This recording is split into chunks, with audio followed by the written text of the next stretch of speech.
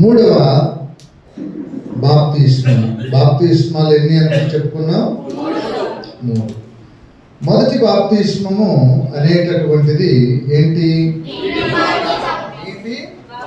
బాప్తిస్మం. రెండవ బాప్తిస్మం పరిశుద్ధాత్మ బాప్తిస్మం. మూడవ బాప్తిస్మము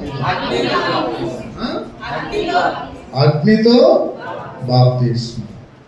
రెండవ బాప్తిస్మము అనేటటువంటిది ఏమిటి? రెండవ బాప్తిస్మం ఏంటి?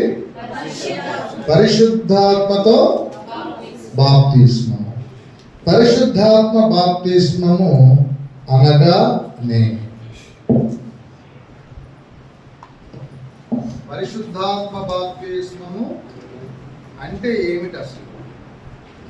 దేన్ని పరిశుద్ధాత్మ బాప్తిస్మము అంటారు?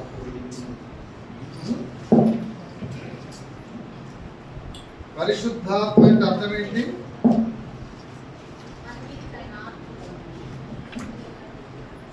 పరిశుద్ధాత్మ అంటే అర్థమైంది.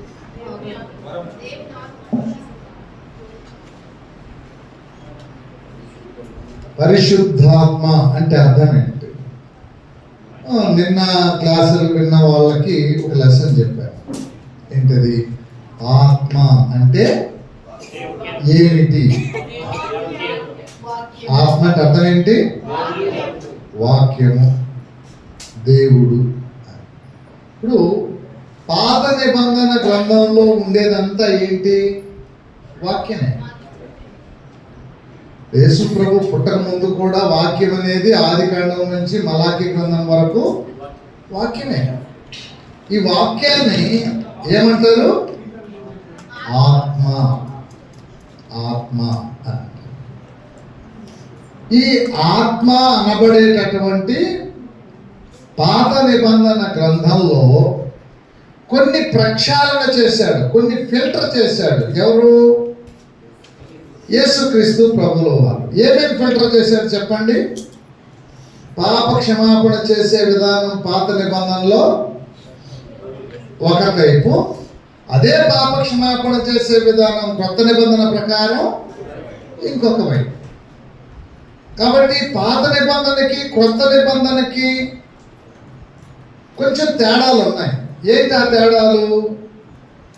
బలులు, నైవేద్యాలు, పండగలు, పబ్బాలు ఇవన్నీ ఫిల్టర్ అయిపోయినాయి. దేవాలయము, దాని మందసము, దాని కట్టడ, దాని నిర్మాణము, నిబంధన పలకలు, ఇవన్నీ దేంట్లో ఉండేవి? పాత నిబంధన కాలంలో ఉండేది. ఇప్పుడు కొత్త నిబంధన యేసు ప్రభు వచ్చాక ఆ పాత నిబంధనలో ఉండేటటువంటి ముఖ్యమైన వాటిని ఫిల్టర్ చేసి క్రొత్త నిబంధన చేశాడు. మీకు వాటర్ ఫిల్టర్ గురించి తెలుసా? వాటర్ ఫిల్టర్లో ఏమేమి లేయర్స్ ఉంటాయి? వచ్చే బోర్ వాటర్లో నలుసులు నలకలు లేకుండా మొదటి సెక్షన్ ఫిల్టర్ చేస్తుంది. రెండో సెక్షన్ ఏం చేస్తుంది? బ్యాక్టీరియా లేకుండా చెడు బ్యాక్టీరియా ఏమైనా ఉంటే అదన్నీ ఫిల్టర్ చేసి చంపేస్తుంది. రెండో సెక్షన్ చేసేది. థర్డ్ సెక్షన్లో మనం తాగిన ఏమీ ప్రమాదం లేని మంచి నీళ్ళు వస్తాయి. సేమ్ అలాగనే పాత నిబంధనలో మనకు ఏమి అవసరం లేదో వాటినంటిని ఫిల్టర్ చేసి తీసుకొని వచ్చి మనకు చెప్పిన వాటరే పరిశుద్ధాత్మ. ఎవరన్నా అడిగితే మంచినీళ్ళు ఇవ్వండి అని అడుగుతాం. మంచినీళ్ళు అంటే బట్టలో ఉతికేసుకునే నీళ్ళు ఎవరు, దొడ్లో నీళ్ళు ముంచి. అంటే మీకు అర్థం కావడం కోసం చెప్తున్నాను. అర్థమవుతుందా? యేసు ప్రభు చెప్పాడు, ఇది నా రక్తము వలననైనా క్రొత్త నిబంధన. సూర్యుడు, నీ దేవుడైన యెహోవా సూర్యుడును కేడమునై ఒక సూర్యుడు. నీతి సూర్యుడు ఎవరైనా? ఈయన కూడా సూర్యుడే, కానీ నీతి సూర్యుడు. ఒక సూర్యుడికి చీకటి కమ్మతాడు, ఇంకొక సూర్యుడు వెలుగులోనికి వస్తాడు. ఏ సూర్యుడికి చీకటి కమ్మతుంది? పాత నిబంధనకు చీకటి రోజులు, క్రొత్త నిబంధనకు వెలుగులోకి వస్తాయి. అర్థమవుతుందా? ఇవన్నీ మీరు బైబిల్ మనం క్రైస్తవులం కాబట్టి ఇవన్నీ చెప్పాలంటే 6 నెలలు కూర్చోవాల్సిందే మీరు క్లాసులకి. 3 రోజుల్లో కుదరదు. అంటే మీకు అర్థం కావడం కోసం చెప్తున్నాను. ఒక సూర్యుడు, అస్తమించే సూర్యుడు ఎవరైనా పాత నిబంధన వెలుగులో ఇశ్రాయేలు ప్రజలు నడిచేవాళ్ళు. ఇప్పుడు అదే ప్రజలు ఎవరి వెలుగులోకి రావాలి? నీతి సూర్యుని యొక్క వెలుగులోనికి రావాలి. కనుక పరిశుద్ధ ఆత్మ అంటే అర్థం ఏంటి? వాక్యమే. అయితే పరిశుద్ధాత్మ అంటే అర్థం ఏంటి? అందులో నుంచి ఫిల్టర్ చేసినటువంటి పరిశుద్ధాత్మ అంటే ప్రభు అయిన యేసుక్రీస్తు ద్వారా మనకు అందించిన అతి శ్రేష్టమైన ముఖ్యమైన మాటలు. ఆత్మ అంటే నేను మీతో చెప్పి ఉన్న మాటలు ఆత్మయు అవి జీవమునై. ఎక్కడ? యోహాను సువార్త 6వ అధ్యాయం 63వ వచనం. నేను చదువుకున్నాను. ఇవన్నీ జీవింప చేయుచున్నది శరీరము కేవలము నిష్ప్రయోజనము. నేను మీతో చెప్పి ఉన్న మాటలు ఆత్మ అంటే అర్థం ఏంటి? యేసు ప్రభు మనతో చెప్పిన మాటలు ఆత్మయు అవి మీకు జీవమునై. మోషే ద్వారా కూడా దేవుడు మాటల్ని ఇచ్చాడు. ఇప్పుడు ఆ మాటలు కాదు మనం ధ్యానించేది. ఎవరి మాటలు ధ్యానం చేస్తున్నాం? యేసయ్య మాట. పరిశుద్ధాత్మ అంటే అర్థం ఏంటి? ఫిల్టర్ అయిన యేసుక్రీస్తు చే చెప్పబడిన అందులో అత్యంత ప్రాముఖ్యమైన మాటలు ఏమున్నాయో అవి చాలా ముఖ్యమైనవి. ఆ పరిశుద్ధాత్మకు ఆ మాటలకు వ్యతిరేకంగా ఎవడే మాట్లాడకూడదు. అది అలిబిగాని క్షమించరాని నేరం. ఇదంతా ఎందుకు స్టడీ చేస్తున్నాం మనం? అన్ని పాపాలు క్షమిస్తాడు దేవుడు. ఏమేమి పాపాలు క్షమిస్తాడు దేవుడు? మనుషుడు చేయు ప్రతి పాపమునకు పాప క్షమాపణ, ప్రతి దోషణకు ప్రతిదానికి క్షమాపణ. దావీదు ఏం చేశాడు? ఏం పాపం చేసినాడు? క్షమాపణ దొరికిందా? దొరకలేదా? దొరికిందా? ఇంకా దావీదు ఏం చేశాడు? మర్డర్ చేశాడు. మర్డర్ చేయించాడు. Accused number 1. క్షమాపణ దొరికిందా? దొరికింది. మోసం చేసి వ్యాపారం చేసేటోళ్ళు ఉన్నారు, వడ్డీ వ్యాపారస్తులు ఉన్నారు. యేసు ప్రభువు చేర్చుకొని క్షమాపణ పొందుకున్నాడా? దొరికింది. ఎవరికి మోసం చేసేటోళ్ళు, అబద్ధాలు ఆడేటోళ్ళు క్షమాపణ దొరికిందా? దొరికింది. యేసు ప్రభువు దగ్గరికి రాని పాపి ఎవరైనా ఉన్నారా? అమ్మా నిన్ను ఎవరన్నా రాళ్ళతో కొట్టారా? నేను కూడా కొట్టాను. ఇక మీద పాపము దొరికిందా? దొరకలేదా? దొరికింది. యేసు ప్రభు ఏం చెప్తున్నాడు? మనుషుడు చేయు ప్రతి పాపమునకు నీవు అడిగి ఒప్పుకుంటే ఇక మీద నేను చెయ్యనని చెప్పి ప్రమాణం చేస్తే దేవుడు నిన్ను క్షమిస్తాడు. నువ్వు ఏ పాపం చేసినా, ఎంత పాపం చేసినా, ఎక్సెప్ట్ 1 sin. ఒక్క పాపమును మినహాయించి నీవెంత పెద్ద ఘోర పాపివైనా నీ పాపమును ఒప్పుకుంటే క్షమించే అధికారి దగ్గరకు వచ్చి క్షమించమని అడిగితే అతను గనక క్షమిస్తే అతనిని బట్టి నీకు ఆ పాపాలు క్షమి. There is a process. మీకు అర్థమైందో అర్థం కాలేదా? ఇంకేమైనా డౌట్ ఉందా ఈ విషయంలో? ఒక్క పాపం మాత్రం క్షమించబడదంట. ఏంటా ఒక్క పాపము? పరిశుద్ధాత్మకు వ్యతిరేకముగా. ఇప్పుడు ఆ పరిశుద్ధాత్మకు వ్యతిరేకంగా పరిశుద్ధాత్మ అంటే ఏమనుకున్నాం? యేసయ్య ద్వారా ఫిల్టర్ చేయబడిన, ప్రక్షాళన చేయబడిన పాత నిబంధన గ్రంథంలోని దేవుని మాటలు. మోషే కొన్ని ఆజ్ఞలు ఇచ్చాడు. దేవుడు చెప్పాల మోషేనే ప్రజల మూర్ఖత్వాన్ని బట్టి కొన్ని చేర్చాడు. వాళ్ళ అది దేవుడు చెప్పాడు, నీ ఇష్టం అన్నాడు. ఎందుకంటే ఆ మూర్ఖులు అన్నమాట. వాళ్ళని బట్టి కొన్ని చేర్చాడు. ఎవరు? మోషే. అవన్నీ కూడా యేసు ప్రభు ఫిల్టర్ చేశాడు. మనుషులకు మోయరాని భారాలన్నిటినీ ఫిల్టర్ చేశాడు. ఇప్పుడు గొర్రెని, మేకని, ఎద్దుని, ఆవుని పాప క్షమాపణకి తీసుకొని వెళ్ళాల్సిన అవసరం లేదు. జస్ట్ నీ పాపాలను ఒప్పుకొని యేసయ్య నా పాపాలు క్షమించు ఆయన దగ్గరికి వచ్చేస్తే నిన్ను ఉచితంగా క్షమిస్తాడు. ఎంత మంచిది. సో తీతు పత్రిక 3వ అధ్యాయం, ఇది జాగ్రత్తగా చదవాలి. 6వ వచనం నుంచి 7 వచనాలు 7-8 వచనాల వరకు. మనమాయన కృప వలన నీతిమంతులమని తీర్చబడి నిత్య జీవమును గూర్చిన నిరీక్షణను బట్టి. దేనిని బట్టి?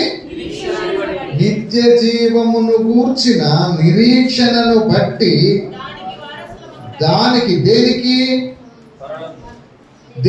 వారసులమగుటకై. నిత్య జీవమును గూర్చిన నిరీక్షణను బట్టి దానికి వారసులమగుట. దానికంటే నిత్య జీవానికి. దేనికి? తెలుగు చదవడం వస్తుందా? ఏమో కొంచెం ఇప్పుడు చిన్నప్పుడు చదివాము పాస్టర్ గారు. ఇప్పుడు అవన్నీ మాకు ఇప్పుడు గుర్తు చేసి అట్లా మేము చెవులు పిండి నేర్పించాలంటే మేము ఒప్పుకోమంటే కుదరదు. పిండించుకోవాలి, తెలుగు నేర్చుకోవాలి మొట్టమొదట. ఫస్ట్ ఏమో పేరు చెప్తా. ఏమని? సురేష్ నా దగ్గరకు వచ్చినాడు. ఆ తర్వాత అతని నేను పాడమని చెప్పాను. అతని అంటే ఎవరిని? మళ్ళీ సురేష్ అని చెప్పాను నేను. రెండోసారి సురేష్ అని చెప్పను, అతని అంటాను. అతని అంటే అతని పేరు అతడు కాదు, దానికి ముందుంది ఆ పేరు అతని. అంటే భాష చదివేటప్పుడు అర్థం చేసుకోవాలి మనం దేని గురించి ఎలా అనేది. ఇప్పుడు చదవండి 6వ వచనం నుంచి. తీర్చబడి నిత్య జీవమును గూర్చిన నిరీక్షణను బట్టి దేనికి నిత్య జీవమునకు వారసుల మగుటకై. అంటే ఏంది? ఆ పరిశుద్ధాత్మ అంటే దేని పరిశుద్ధాత్మ అంటున్నాడు? దేని పరిశుద్ధాత్మ అంటున్నాడు ఇక్కడ? నిత్య జీవ నిరీక్షణతో కూడిన మాటలు. ఎవరు చెప్పారు ఇది? యేసుక్రీస్తు చెప్పాడు. పరిశుద్ధాత్మ అంటే దాంట్లో ఏముండాలో ముఖ్యమైనది నిత్య జీవమును గూర్చినటువంటి సంగతులు. కొత్త నిబంధనలో చాలా మాటలు ఉన్నాయి, కానీ ముఖ్యమైన మాటలేంటి? నిత్య జీవాన్ని గురించి యేసు ప్రభువు చెప్పిన మాటలు చాలా ముఖ్యమైనవి. ఓ మనిషి, నీకు నిత్య జీవం ఉంది. నువ్వు చనిపోయిన తిరిగి మరలా బ్రతుకుతావు. బ్రతికి నా యందు విశ్వాసం ఉంచువాడు ఎన్నటికీ చావడు. ఈ మాట ఎందుకు ఎన్ని చెప్పాడు యేసుక్రీస్తు నిన్న తరగతిలో? అవి చాలా ముఖ్యమైనవి. అవి నిరూపణ చేయడం కోసమే యేసయ్య చచ్చిపోయి తిరిగి మరలా బ్రతకాల్సి వచ్చింది. మనం నమ్మం. అంతకుముందు మనకు నమ్మకం ఏంటి? మన నీడను చూసి అదిగో ఆత్మ, అదిగో దెయ్యం, ఇది మన బ్యాండ్. మూఢనమ్మకాలు. యేసు ప్రభు నేల మీద నడుస్తుంటే ఏమనుకుంటున్నారు శిష్యులు? అది మన నమ్మకం. చచ్చిపోయిన తర్వాత ఏమవుతాడు మనిషి? మన శరీరం మన్న అయిపోద్ది, లోపల ఉన్న ఆత్మ. మరి పునరుద్ధానం దేనికి? మరి శరీరం బతికితే పైకి పోయిన ఆత్మ సంగతి ఏంటి? ఇంకా పెద్ద ఇంకా సమాధికి ఏం ఆన్సర్ కాదు. ఆత్మ అంటే అర్థం ఏంటి అసలు? ఎక్కడ ఉండాలి దేవుని వాక్యం? పుస్తకంలోనా? బైబిల్లోనా? ఎక్కడ ఉండడానికి దేవుని వాక్యం నీకు ఇచ్చాడు? దేవాలయం ఏది? ఇదా? ఇది మనం కట్టుకున్నాం ఉండడం కోసం. కానీ దేవుడు కడుతున్న ఆలయం నీలో ఉండాల్సింది ఆయన వాక్యం. అర్థమైందా? ఆ పరిశుద్ధాత్మ అంటే అర్థం ఏంటి? ముందు చెప్పిన నిత్య జీవ నిరీక్షణతో కూడిన ఆ వాక్య భాగాలు ఉన్నాయే, వాటిని గురించి ఎక్కడెక్కడ చెప్పాడు ఆయన? నిత్య జీవాన్ని గురించి ఆదికాండం నుంచి చెప్పుకొని వచ్చినాడు. యేసు ప్రభు కొత్తగా ఏం చెప్పలేదు. ఎక్కడి నుంచి ఉన్నాయో మాటలన్నీ ఆదికాండం నుంచే ఉన్నాయి. అది పోగొట్టుకున్నాడు. ఎవరు పోగొట్టుకున్నారు? ఆదాము పోగొట్టుకున్నాడు. తిరిగి మరలా అది దేవుడు యేసయ్య నీకు ఇవ్వడానికి ఆయన ఎంత ప్రయాసపడాల్సి వచ్చిందంటే చచ్చిపోవాల్సి వచ్చింది. మనిషి చచ్చిపోయిన తర్వాత శరీరం మన్నైపోయి ఆ లోపల ఉన్న ఏదో భూతం ఏదో లోకానికి వెళ్ళిపోద్దని నీ గుడి నమ్మకాలకి, నీ పిచ్చి నమ్మకాలకి సమాధి కట్టాడు. నీ కర్మ సిద్ధాంతానికి ఏం కట్టాడు యేసయ్య? ఫినిష్ అయిపోయింది. యేసు ప్రభువుని ఎందుకు నమ్ముకుంటావు నువ్వు ఇప్పుడు? నీ మాటల్లో, నీ ఆన్సర్లో తేడా కావాలి. నాకు పునరుద్ధానం ఉంది, పునర్జన్మ కాదు. ఏది కాదు? నేను చనిపోతే నాకు పునర్జన్మ కర్మ సిద్ధాంతం కాదు. నాకేముంది? పునరుత్థానం అంటే అర్థం ఏంటి? రెండు ఒకటే అని వాడంటాడు. నువ్వేమనాలి? కాదు బాబు, బోస్ బాబు, పునర్జన్మ పునరుద్ధానం రెండు ఒకటి. మరి నాకు చెప్పు, అదంటే శిష్యుడుగా నీకు ఊరక చెప్తారు ఏంటి? నువ్వు ఫీజు కట్టు.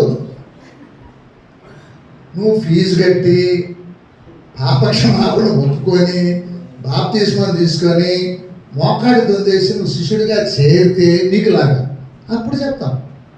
నువ్వు చెప్పు అని చెప్పి బెదిరిస్తే చెప్తామేంటి? నీ మాటలకు భయపడిపోయి మీరు మాట్లాడాల్సిన పద్ధతి. అది ఎవడన్నా నీకు సవాల్ చేశాడు అనుకో, నువ్వు చెప్పుకో శాతం, నేను ఇన్ని పెడతా, అది కరెక్టో కాదో నేను చెప్పి పెడతానంటే ఒరే నువ్వేంద్రా నాకు చెప్పేది? నువ్వు ఇంటే నువ్వు బతుకుతావు, వినకపోతే పోతావు. నీకు చెప్పాల్సిన అవసరం నాకేంటి? నా ఫీజు కట్టు, ఒప్పుకో, నేను పాపినేని, బాప్తిస్మం తీసుకో, వచ్చి నా దగ్గర కూర్చుంటే మోకాళ్ళు వేస్తే అప్పుడు చెప్పను, అప్పుడు చెప్తాను, ఇప్పుడు కాదు. అర్థమవుతుందా పాస్టర్స్? మీరు మాట్లాడాల్సిన విధానం ఇది. ఆడేదో సవాలు కొడితే మీరు ఊపితే పిప్పరిపోయి ఏదేదో చెప్పిపోయి ఏదో చెప్పి వాడి నీ మెడకాయ వాడి చేతిలో చిక్కిచ్చి గిజగిజ తనకాడడం కాదు. వాడి మెడకాయ నీ చేతిలో పెట్టుకోవాలి. వాడికి తిక్కలే నీ దగ్గరికి రావాల్సిందే. వాడు ఈరోజు లేకపోతే రేపైనా తలక చెడిపోవాలి కంప్లీట్గా. ఇదేదో ఇది చెప్పి నాకేమి ఇదేదో నిజం ఉన్నట్టుంది, వీడికి ఎట్లా చెప్తాడు అంటే భయపెట్టి కాదు చెప్పించుకోవాల్సింది. నీ బెదిరింపులకి ఇక్కడ ఎవడు భయపడతాడు. కాబట్టి నువ్వు నేర్చుకోవాలనుకుంటే రావాల్సిన పద్ధతిలో రా, అప్పుడు చెప్తా. అది మీరు ఇవ్వాల్సిన ఆన్సర్. లోకానికి ఎదురాడి తెలుసు తెలియకో ఎనబడితేట వాదించకూడదు. అప్పుడు మామూలుడు కాదు, మనం మామూలు తెలివితేట కూడా లొంగడు. కాబట్టి పునర్జన్మకును పునరుద్ధానానికి స్పష్టమైన తేడా చూపించాలి ఉంది. పునర్జన్మ అంటే చచ్చిపోయిన తర్వాత శరీరం అయిపోద్ది. ఆడనుకున్న భూతం ఏ పందిగానో కుక్కగానో లేకపోతే మనిషిగానో రకరకాలుగా లేకపోతే ఎముడి దగ్గరకో లేకుంటే ఆ రికార్డ్ డాన్స్ ప్రోగ్రామ్ రంబాబు మేనకలు ఉన్నారు కదా, ఆ ప్రోగ్రామ్కో ఏడుకో పోద్దని నమ్ముతాడు. దాన్ని ఏమంటారు? కర్మ సిద్ధాంతం అని అంటారు, పునర్జన్మ సిద్ధాంతం అని అంటారు. నువ్వు నమ్మేది అది కాదు. Your body is temple of God. నీ శరీరం చచ్చిపోయినా తిరిగి దాని వల్ల లేపుతాడు. ఆత్మ అంటే దేవుని వాక్యం. పరిశుద్ధాత్మ అంటే కొత్త నిబంధనలోని అత్యంత ప్రాముఖ్యమైన విషయం. ఏంటి ఆ విషయము? నిత్య జీవమును గూర్చి యేసు ప్రభు చెప్పిన ముఖ్యమైన మాట. పునరుద్ధానమును గూర్చి యేసు ప్రభు చెప్పిన ముఖ్యమైన ఎక్కడున్నాయి? ఎక్కడ చెప్పాడు ఆయన?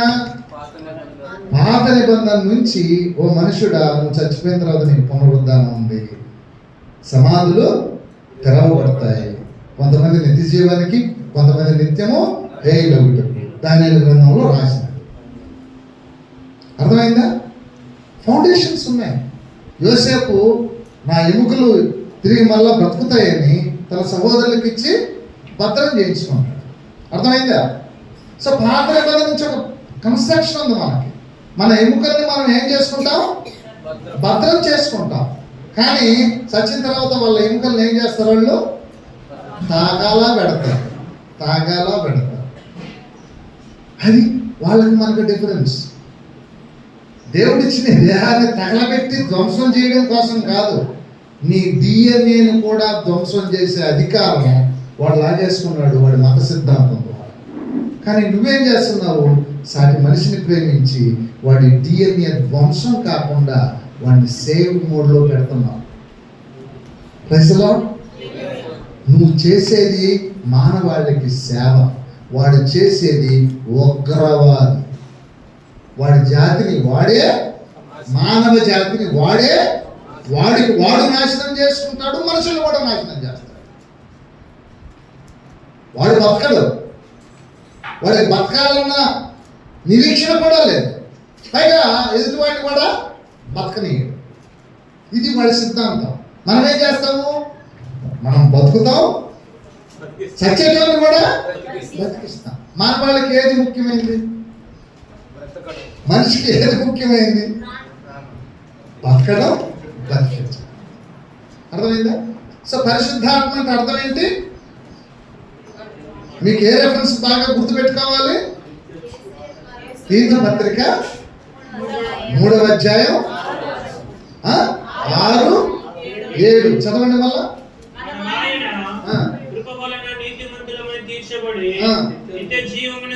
నిత్య జీవమును గూర్చిన నిరీక్షణను బట్టి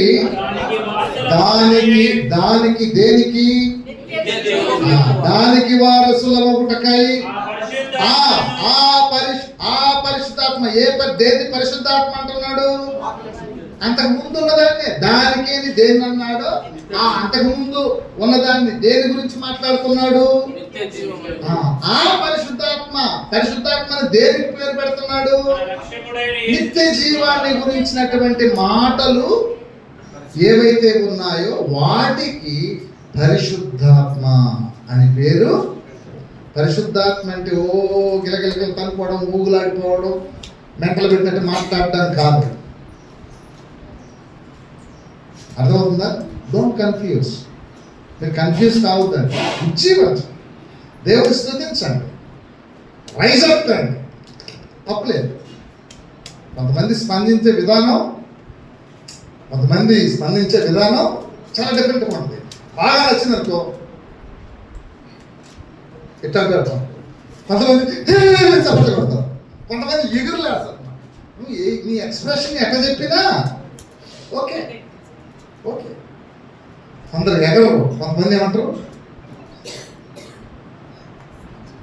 జస్ట్ ఎక్స్ప్రెషన్ చెప్తారు, ఊగులాడు. అర్థమవుతుందా మీకు? నువ్వు ఏ రకంగా నీ ఎక్స్ప్రెషన్ తెలియచేసినా నువ్వు ఇష్టపడుతున్నావు అనడానికి సూచన. నీ ముఖంలో వచ్చే కదలికలు, నీ బాడీలో వచ్చే కదలికలు, నువ్వు యాక్సెప్ట్ చేస్తున్నావు, నువ్వు ఇన్స్పైర్ అవుతున్నావు, నువ్వు నేర్చుకుంటున్నావు అన్నదానికి సూచనగా.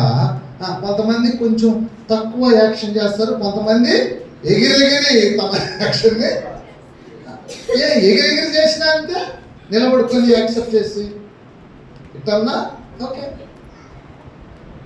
పరిశుద్ధాత్మ అంటే విషయ పరిజ్ఞానము నీకు తెలియనిది తెలుసుకోవాలి. ఏం తెలియదు నీకు? నిత్య జీవాన్ని గురించి తెలియదు. ఏం తెలియదు నీకు? రిజర్వేషన్ గురించి తెలియదు. దేని తెలియజేశాడు నీకు? నిత్య జీవాన్ని గురించి తెలియజేశాడు. ఎవరు తెలియజేశారు? యేసుక్రీస్తు. దానికి సొల్యూషన్. నీ పాపం వల్ల నీకు జీతం ఏంటి? మరణం. దాంట్లో నుంచి ఎట్లా తప్పించుకోవాలో నీకు ఒక సొల్యూషన్ ఇస్తున్నాడు. అది నీకు అర్థమైంది. దాని పేరే పరిశుద్ధాత్మ.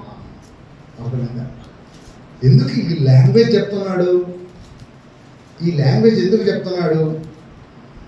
ఈ లాంగ్వేజ్ ఇలాగే ఎందుకు చెప్పాలి చెప్పండి? మార్క్స్ వార్త 10వ అధ్యాయానికి.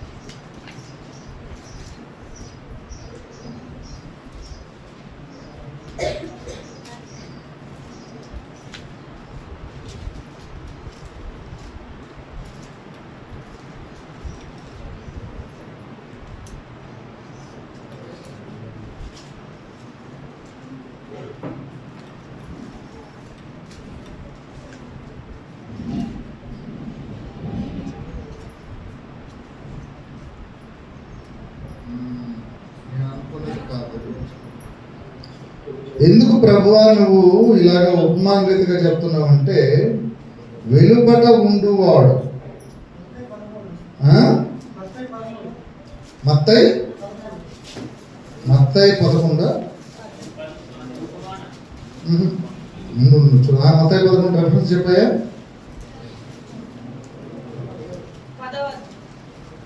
11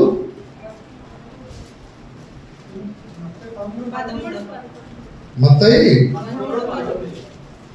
13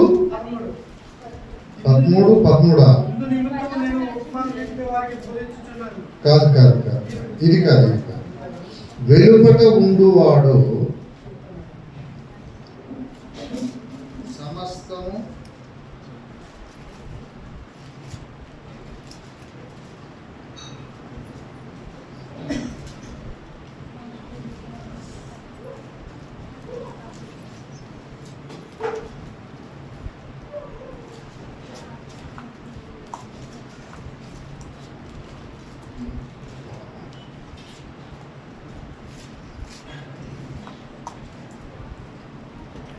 చదువు.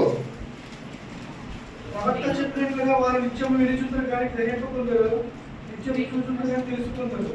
వెలుపల నుండి వారు ఒకవేళ దేవుని వైపు తిరిగి ఇప్పుడు రెఫరెన్స్ చెప్పండి. 4:12 చదవండి. వెలుపల నుండి వాడు ఒకవేళ దేవుని వైపు తిరిగి పాప క్షమాపణ పొందుదురని వారు చూచుట మట్టుకైతే చూచియు కనుగొలకను, వినుటకు మట్టుకైతే వినియు గ్రహింపకయు ఉండుటకును వారికి అన్ని ఉపమాన రీతిగా బోధింపబడుచున్నవి అని వారితో. ఎందుకు ఇట్లా మడతపెట్టి చెప్తున్నావు ప్రభువా, నువ్వు ఎందుకు ఇట్లా చెప్తున్నావు అని అంటే, there is a big problem. ఏంటి ఆ ప్రాబ్లం చెప్పు. శిష్యత్వంలోకి యేసు ప్రభు దగ్గరికి నేర్చుకోవడానికి ఆయన చుట్టూ ఆయన దగ్గరకు రారు. అర్థమవుతుందా? ఆయన్ని వెంబడించరు. ఆయన ఆకలికి ఉంటే వీళ్ళు ఆకలి కొనరు. వాళ్ళ ఆస్తి వాళ్ళకు ఉండాలి, వాళ్ళ మజాలన్నీ వాళ్ళకు ఉండాలి. కానీ యేసు ప్రభు చెప్పే విషయాలు మాత్రం నేర్చుకోవాలి, కావాలి. సమానత్వానికి రారు, యేసు ప్రభువుని వెంబడించరు. అర్థమవుతుందా? కానీ అది కావాలి. ఏం కావాలి? యేసు ప్రభు చెప్పే ముఖ్యమైన సంగతులు ఉన్నాయి, అవి కావాలి. కాబట్టి వాళ్ళు ఏం చేస్తారు? శిష్యులకు చెప్పేటప్పుడు దొంగతనంగా వచ్చి కూర్చుంటారు. ఎక్కడ శిష్యులు లోపల కూర్చుంటారు. శిష్యులు ఎంతమంది? ఇప్పుడు ఒక 20 మంది వచ్చి కూర్చున్నారు అనుకో బయట నుంచి. ఆ వచ్చిన 20 మందిలో యూదులు పరిశీలి పంపించిన వీళ్ళు ఉంటారు అన్నమాట. అది ఏం చెప్తున్నాడు కొంచెం విని పట్టుకుంటారు. ఏది పట్టుకోవాలో ఏది ఎట్లా శనగాలో మనం నేర్చుకోవాలి అని చెప్పి పంపిస్తారు. ఎవరిని? మొత్తం కూర్చుంటారు వచ్చి ఒక 20 మంది. శిష్యులు ఎంతమంది? ఇప్పుడు చదవండి ఈ రెఫరెన్స్. ఈయన ఎందుకు చెప్తున్నాడు ఈ మాట? వెలుపట నుండి వాడు ఒకవేళ దేవుని వైపు తిరిగి పాప క్షమాపణ అంటే అది ఇష్టం లేదు దేవునికి. ఏది ఇష్టం లేదు? నువ్వు యేసు ప్రభు దగ్గరికి వచ్చి కూర్చోకుండా నువ్వు పాప క్షమాపణ పొందడం అనేది అర్థమైందా? ఆదాము పాపం చేసిన తర్వాత మొదట దేవుడు చేసిన పని ఏంటో తెలుసా? ఏ పని చేశాడు? ఒకవేళ చెయ్యి చాచి జీవ వృక్ష ఫలములను కూడా తీసుకొని తిని నిత్యము జీవించునేమో అని ఏమని ఏం తీసుకొని పాపం చేసిండు వీడు ఆదాము? జీవవృక్ష ఫలాలు తీసుకొని తిని నిత్యము జీవించునేమో అని ఆదామును తోట నుంచి బయటేసేసినాడు. వీడు ఉండకూడదు. వీడుంటే ఏం చేస్తాడు? తిని నిత్యము జీవిస్తాడు. నిత్యము జీవించే విధానం ఎవరికి? పాపికా పరిశుద్ధుడికా? మరి ఇప్పుడు ఏం చేస్తున్నాడు? కాబట్టి వీడు తీసుకొని తిని నిత్యము జీవిస్తాడే. అది నాకు ఇష్టంలే.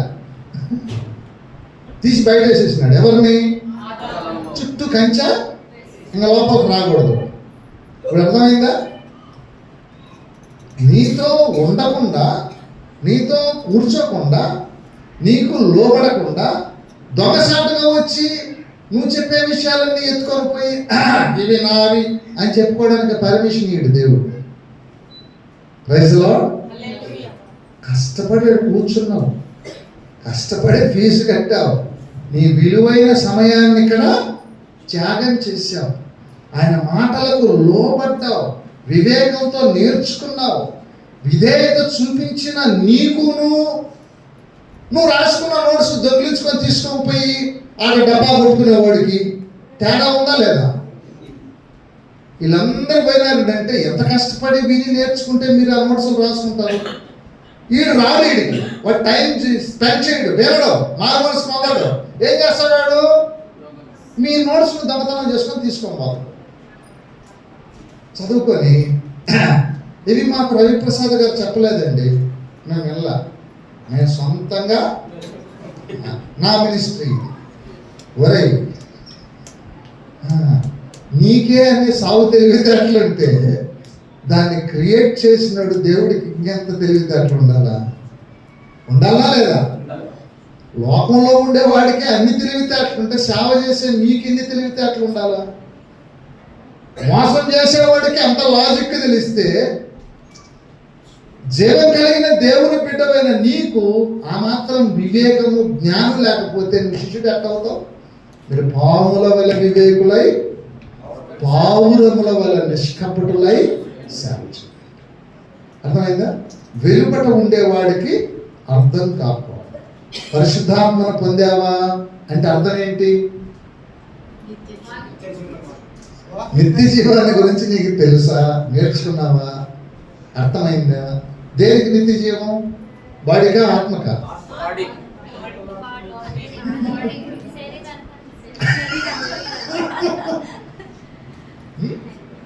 ఇవన్నీ అన్నమాట.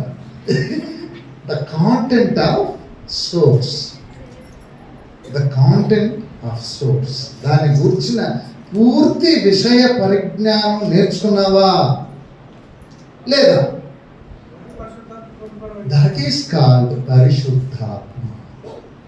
నీకు తెలియని విషయ పరిజ్ఞానం అంతా కూడా నువ్వు నేర్చుకుంటే నువ్వు పరిశుద్ధాత్మను పొందిన. నువ్వేమీ నేర్చుకోకుండా ఊరికే ఊగిపోయి పరిశుద్ధాత్మ వచ్చేసింది అంటే ఏమొస్తుంది నీకు? ఏమొచ్చినట్టు నీకు? మా ఊరికాడ భజన చేస్తారు, డోర్ కొడతారు, డోర్ కొడతా కొడతా కొడతా కొడతా జంపింగ్ స్పీడ్ ఎంత వేస్తారు? వీడు ఏమొచ్చింది వాడికి? పరిశుద్ధాత్మ. ఎవరిని పిలిచేది ఏంది? అయినా తీసుకొచ్చి చర్చిలో పెట్టి నువ్వు పరిశుద్ధాత్మ పొందినవని ఒక డ్రామా ఇస్తే నీకు బైబిల్ తెలియదు, యేసు ప్రభు ఏం చెప్పాడో తెలియదు, నువ్వేమీ నేర్చుకోలేదు, నువ్వు ఊరిక వచ్చే కొట్టే మధ్యలో దరువుకి బాగా ఎగిరి అలిసిపోయి పడిపోతే నువ్వు పరిశుద్ధాత్మ పొందినావంటే ఎవడు నమ్ముతాడు కదా. ఇంకా తమాషా అయిన పరిశుద్ధాత్మ మూడు ఉంది బైబిల్లో, నేర్చుకోండి నెక్స్ట్ తరగతి. కనుక పరిశుద్ధాత్మకి అర్థం ఏంటి? ఎందుకు మీకు ఇది ఎంత చెప్తున్నానంటే ద కాంటెంట్ ఆఫ్ సోర్స్. ఏ విషయమైతే మనకు తెలియదో, ఏ నిరీక్షణ అయితే మనకు లేదో, ఆ నిరీక్షణ పొందడానికి కావలసిన యేసుక్రీస్తు చెప్పిన సోర్స్ అంతటిని నీ చెవులతో విని, నీ కళ్ళతో చూసి, చదివి, ఒప్పుకొని ఎస్ అని కాన్ఫిడెన్స్ నీకు వస్తే నువ్వేం పొందినట్టు లెక్క. దానికి విరుద్ధంగా నువ్వు మాట్లాడకూడదు. ఎవడన్నా నువ్వు నేర్చుకున్న ఆ మహాజ్ఞానానికి విరుద్ధంగా ఎవడైనా ఏదన్నా మాట్లాడితే వాడికి క్షమాపణ అనేది ప్రైజ్లో అర్థమైందా? వాడికి లేదు క్షమాపణ. ఎందుకు? ఈయన మరణించి 3వ రోజున తిరిగి లేచి సజీవుడిగా కనపడి, మనుషులారా నాకు వల్ల మీరు కూడా బ్రతుకుతారు, చనిపోయినా మూఢనమ్మకాలు నమ్మండి అని ఆయన మరణం ద్వారా తెలియచేశారు. చచ్చిపోవాల్సి వచ్చింది మన మూఢనమ్మకాల నుంచి బయటకు రావడం కోసం. చూశాడు, నేను వేలు పెట్టి చూడకపోతే నేను నమ్మను అన్నాడు. చూడు, డొక్కలో వేలు పెట్టి ఇప్పుడు నమ్ముతావా? ఇప్పుడు నమ్ముతావా? అంటే ఆల్రెడీ ఒకడు పొడిచినాడు ఇప్పుడు వాడు మళ్ళా నువ్వు వేలు పెడుతున్నావు లోపల. అంటే నీ మూఢ నమ్మకం ఎంత దూరం తీసుకెళ్తుందా? నేను అట్టొద్దు, నాకు నొప్పైనా పర్వాలేదు, నువ్వు వేలు పెట్టేసి టచ్ చేయి, నేను దెయ్యాన్ని పోతాన్ని. మనిషిని, నువ్వు మనిషి, నువ్వు చచ్చిపోయిన తర్వాత ఇలాగ బతుకుతావు. నమ్ము.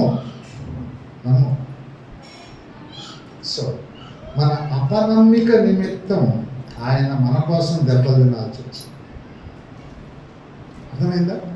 మన అపరాధముల నిమిత్తం, మన మూఢ స్వభావం నిమిత్తం ఆయన అన్ని శ్రమలు పడి మరణించాల్సి వచ్చింది. లేకపోతే అవసరమే లేదు. నువ్వు నమ్మడం కోసం నేనేదో శిక్షిస్తావా? చచ్చిపోయిన తర్వాత మళ్ళా బతుకుతాను అని నేను నీకు చెప్తున్నాను లేఖన ఆధారంతో. మేము నమ్మని పాస్టర్ గారు, నువ్వు కత్తితో పొడుస్తాం మేము, మీరు చచ్చిపోండి, తర్వాత మీరు బతికితే అప్పుడు నమ్ముతాము అని మీరు అన్నారనుకో, మీకోసం నేను పొడిపించుకోవాలన్నా.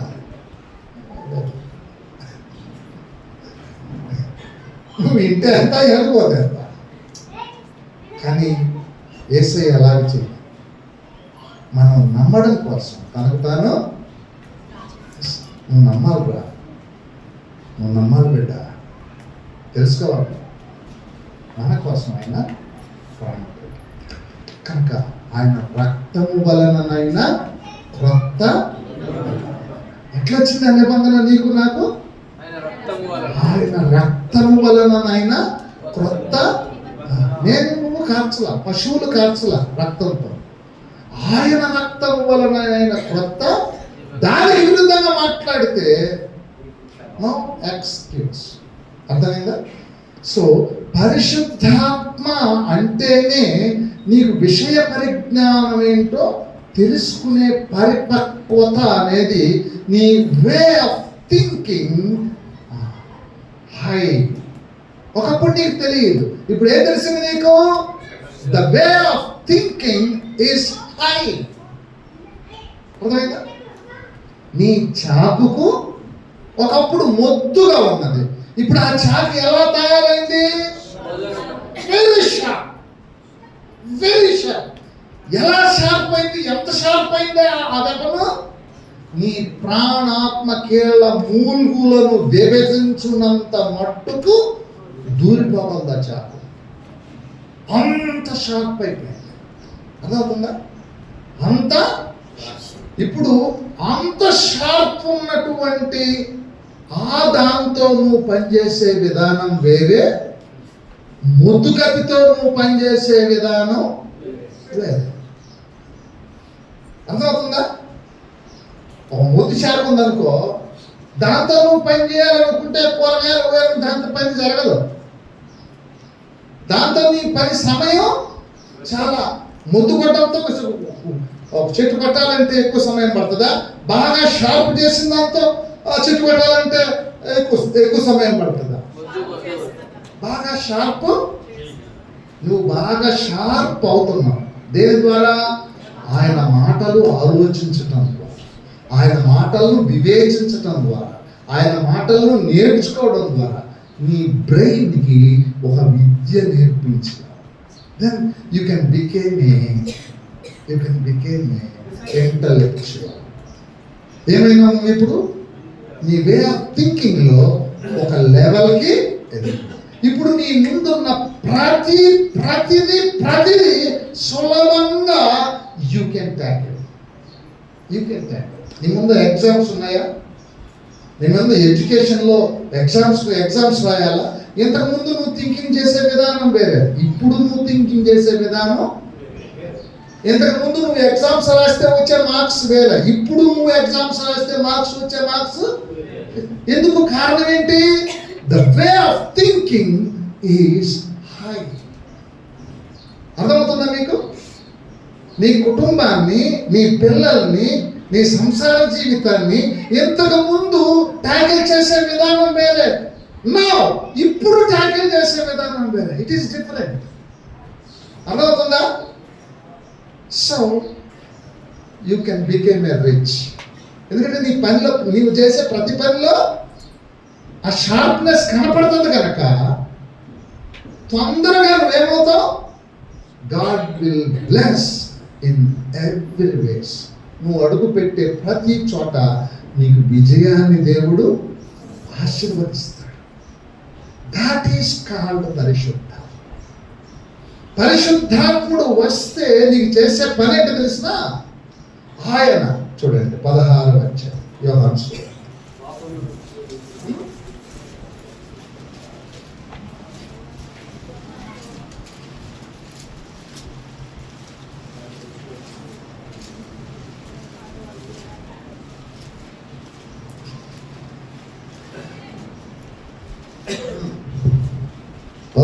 వచ్చే 12 వచ్చిన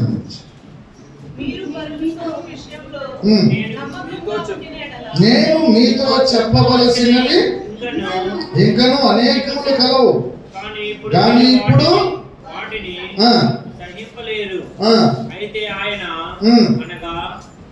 మీతో చెప్పాల్సినవి చాలా ఉన్నాయి. ఇప్పుడు మీకు చెప్తే ఫీజులు పగిలిపోతాయి. కాబట్టి ఇప్పుడు నేను మీకు వాటిని చెప్పడం వల్ల ఒక ఆయన వస్తాడు. ఆయన ఏం చేస్తాడు? చదవండి.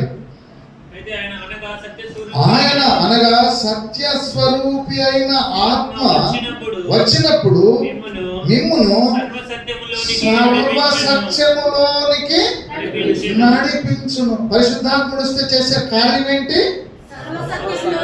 ఇంక మీకు తెలియదంటూ ఏమీ ఉండదు. ఆయన సమస్తాన్ని మీకు. కాబట్టి మీరు అడుగు పెట్టే ప్రతి చోట మిమ్మల్ని దేవుడు ఏం చేస్తాడు?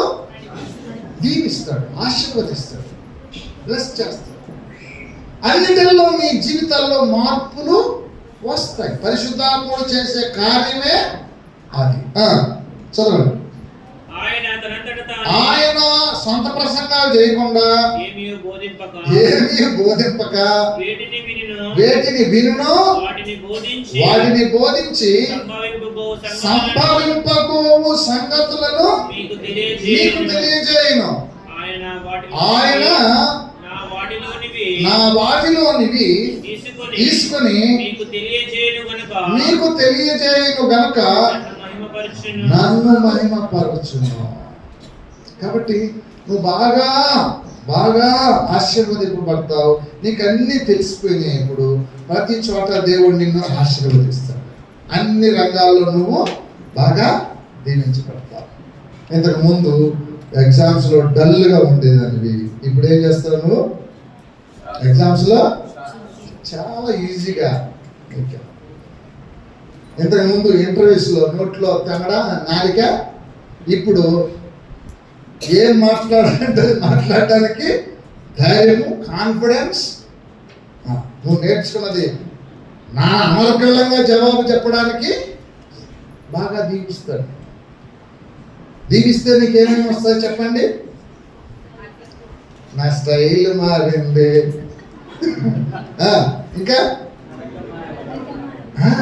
అన్నీ మారిపోతాయి, అన్నీ మారిపోయి అన్నీ వచ్చేస్తాయి అన్నమాట. ఇప్పుడు బాగా దేవుడు దీవించిల్లా. దీన్ని ఏమంటారు దీన్ని? పరిశుద్ధాత్మ పొందుట వలన వచ్చే కదా. పరిశుద్ధాత్మ, మీరు మారు మనసు పొంది పాప క్షమాపణ నిమిత్తం. మళ్ళా మొదటిలో ఒక మాట చదువుకుని ముందుకెళ్తాం. అపొస్తలుల కార్యక్రమం 2వ అధ్యాయం 38 వచ్చింది కదా, చదవండి. 2:38 అపొస్తలుల కార్యక్రమం 2:38. పేతురు, మీరు మారు మనసు పొంది పాప క్షమాపణ నిమిత్తము ప్రతివాడు యేసుక్రీస్తు నామమున బాప్తిస్మము పొందుడి. అప్పుడు ఎప్పుడు బాప్తిస్మము తీసుకున్న తర్వాత అప్పుడు మీరు పరిశుద్ధాత్మ అను వరము. ఏమైనా పరిశుద్ధాత్మ అర్థం ఏంటి? వరము. వరం అంటే అర్థం ఏంటి? It is a blessing. ఆ వరాన్ని నువ్వు పొందుతావు. అది నీకు, నీ పిల్లలకందరికీ, నీ ఇంటి వారికి అందరికీ ఆశీర్వాదం. ఇన్ ఆల్ వేస్ దేవుడు నిన్ను బాగా దీవిస్తాడు. అర్థమైందా?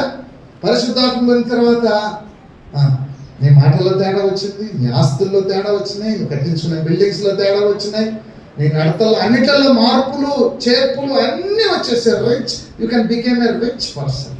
దేవుడు బాగా. దాని అర్థం ఏంటి? పరిశుద్ధాత్మ బాప్తిస్మం. పరిశుద్ధాత్మ బాప్తిస్మం. ఎంతమంది పొందుకున్నారు పరిశుద్ధాత్మ బాప్తిస్మము?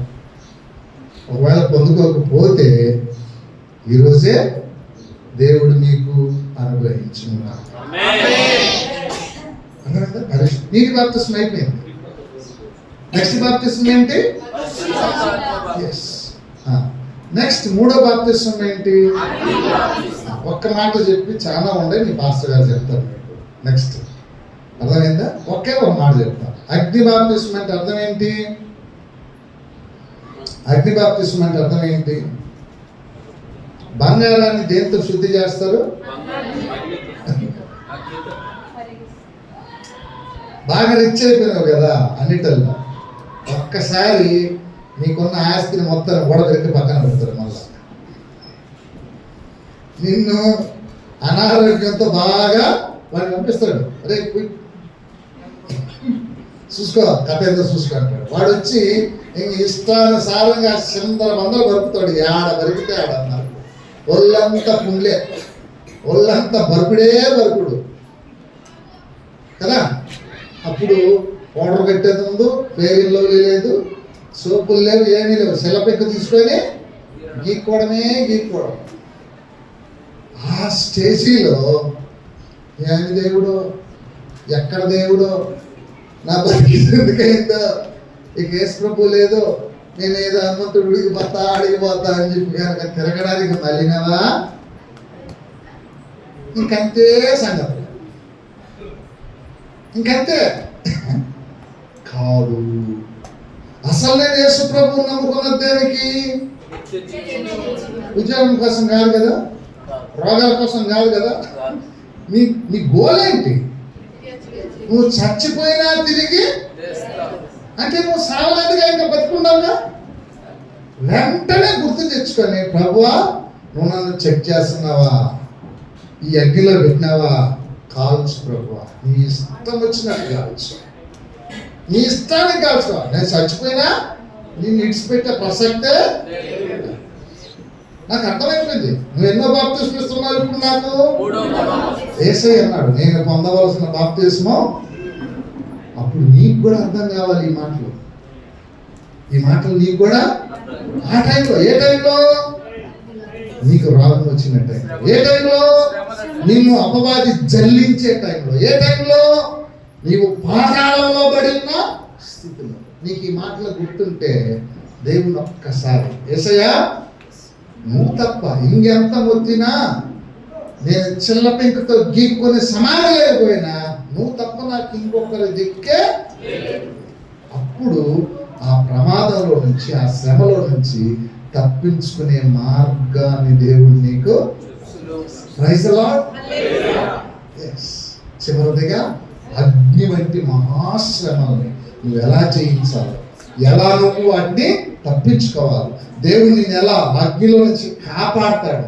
ఎంతమందిని అబేద్నెగో దానియేలును షద్రక్ మెషక్ అబేద్నెగోను ఎలా కాపాడాడు, అలాగా నీవు నీ కుటుంబాన్ని నీ పిల్లల్ని కాపాడతాడు.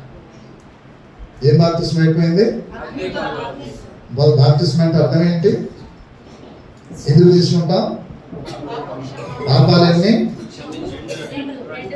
ఏ పాపాలు ఎలా క్షమించబడతాయి? ఏది క్షమాపణ కలిగింది, ఏ క్షమాపణ లేనిది? బాప్తిస్మాలు ఎన్ని? ఏమేమి బాప్తిస్మాలు?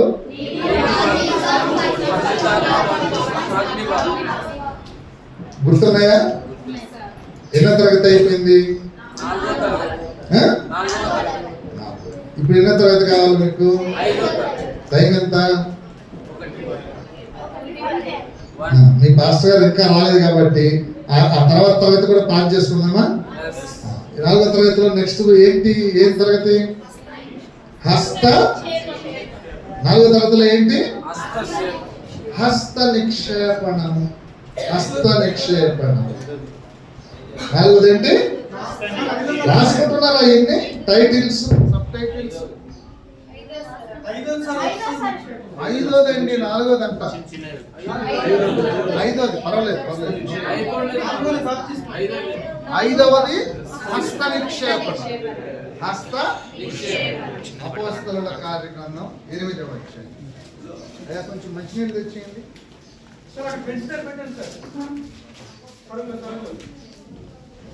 అపోస్తలుల కార్యగ్రంథం 8వ అధ్యాయం.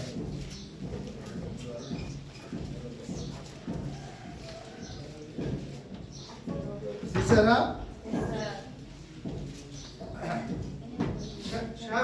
9వ వచనం నుంచి చదువుదాం.